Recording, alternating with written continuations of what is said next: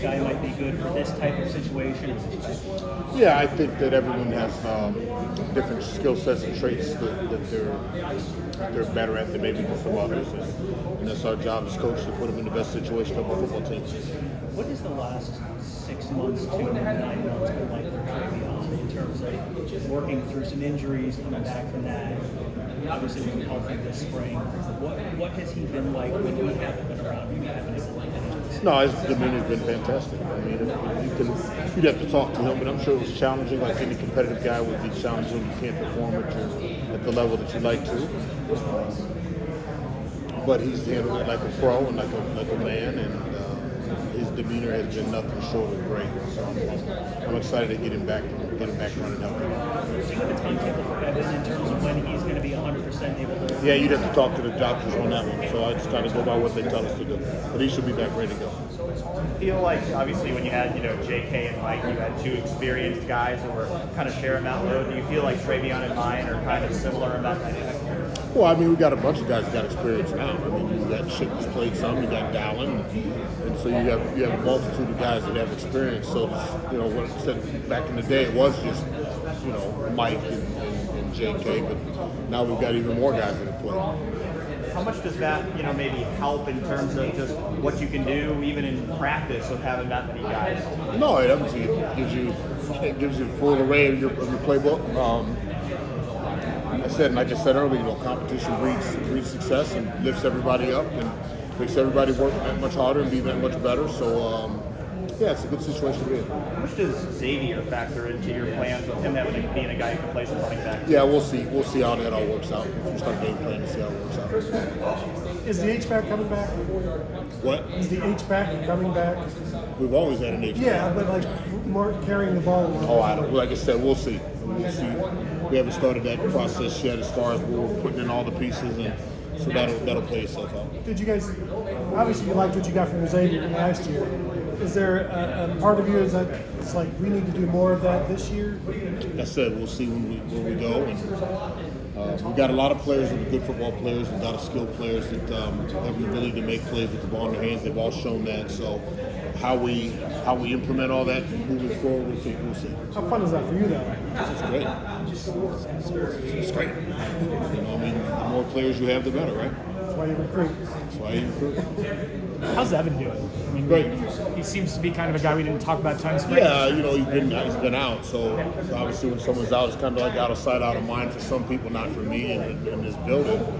But his demeanor's been fantastic. From all indicators, he's done everything he's supposed to do to get himself back in order to play, and so excited about where he's going.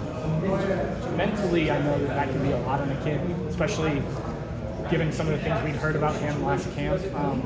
How is he, how have you helped him? How have other guys maybe helped him? Well, I think that's part of being a coach, right? And part of being a parent, and you have to know your players, and you have to know your kids, and what buttons to push, and kind of when you gotta push them along, or when you gotta hug them up, or when you have to encourage them, when you have to scold them, all those different things that come about it. Evan's a very prideful young guy. He's highly motivated and a confident person in his own skill set. And so there were some rough days for him, as there would be for anybody. That's where we talk about the brotherhood. That's where we talk about the family atmosphere that we've all got to lift one another up. And it's not just player to coach. A lot of times the players got to lift the coaches, and vice versa. So that's being part of a team and part of a family. And I think Evan's in a good place right now. Do you see him involved in maybe the kick return? Hope so. Yeah, we'll obviously get some shots at that, and that was something that he was going to do before the injury happened, sustained. So we'll hopefully be able to get him back into that fold as well. How do you guys get better in the summer? What are they doing other than working with? Well, I don't like everybody else. You work at your skill set, you work at your trade, and they spend countless hours with Coach Mick and his staff, and they spend countless hours, taking care of their bodies and watching film and doing all kinds of things as far as throwing the ball and timing and things. So there's all kinds of things you're doing to get better every day. How important is that work with Coach Mick? I feel like a lot of people, when they watch Ohio State on Saturdays, they see the product of the drills and learning the playbook and all of that, but not always the work that goes on in the weight room with the strength and conditioning like that. How important is that to their Oh, it's success? critically important. I mean, you cannot have success in this game if you don't spend time conditioning your body, not just your body but your mind as well. And so the work that they put in with Coach Mick goes without saying. What does your partnership look like with Coach Mick? Does he ever let you in on what he's? Well, he tells, yeah, we're up to speed with what he's doing, but he's an expert in that field, and so he says, here's what we're doing. So we will tailor some of the things that we do as far as the physicality of it in regards to what he's doing, so we don't burn a kid out or things like that. But Mick's the expert of what he does. But we're in full communication about what's going on wholesale. I don't know if you guys do single rep maxes as part of a workout here, but do you have any like benchmarks of where you want a guy coming in? That's Coach Mick's deal. And listen, when he tells me we're ready to go play, then we're ready to go play. I know this is probably the deepest running back room we've ever had. There has to be some kind of challenge that I know everybody's trying to do what they can to be honest, no matter what they say. What are the challenges associated as a coach? Challenges for me? Yeah. And I know ultimately you're going to do what's best for the team, but Absolutely going to do what's best for the team. And at the same time, we got to try to do what's best for the player too. The challenge is just to get better every day for everybody. And when we talk about reps matter, don't be mistaken. A rep just doesn't mean that because you carry the ball. A rep might be sitting in the meeting room when we ask a question, and you're up. Did you answer the question correctly? Do you know what's going on? As far as the mental part of the game.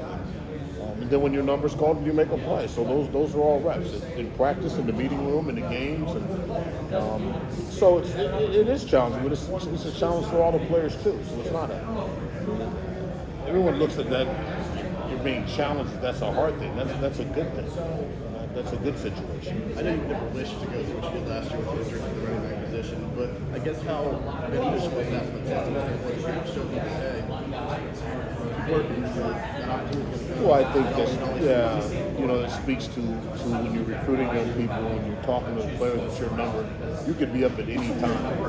I bet you if you asked Dallin Hayden when he came in here in June, he probably didn't think he was going to play very much, with the guys who were ahead of him. And lo and behold, there he is, in critical situations playing in the game. So, but just a testament to show that you have to be prepared at all times and get yourself ready to play and compete every single day. Do you sense anything different for Trey or Ryan, given last year probably didn't go the way either of them wanted? Yeah, I think they're motivated I know they're motivated to get back to what they know they can be when they're healthy and what we know they can be when they're healthy. And they took a lot of shots publicly and things like that. But yeah, they're ready to go.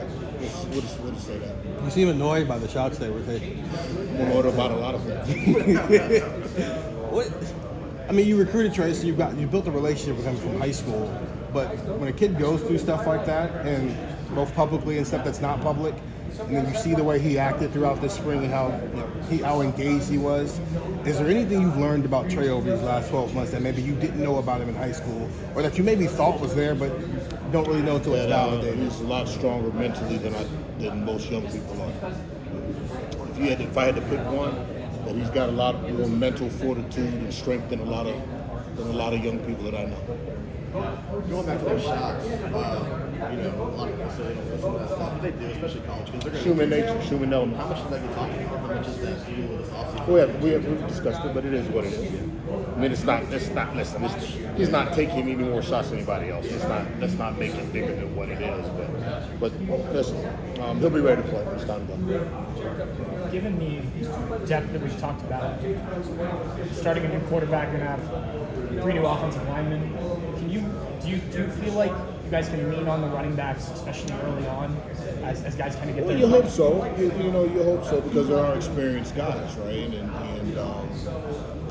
And so hopefully you can lean on some of your experienced guys as the younger guys kind of mature and maturate through the process. But But again, we have some highly skilled players. And we have guys that are very diligent about their work, and they're team guys.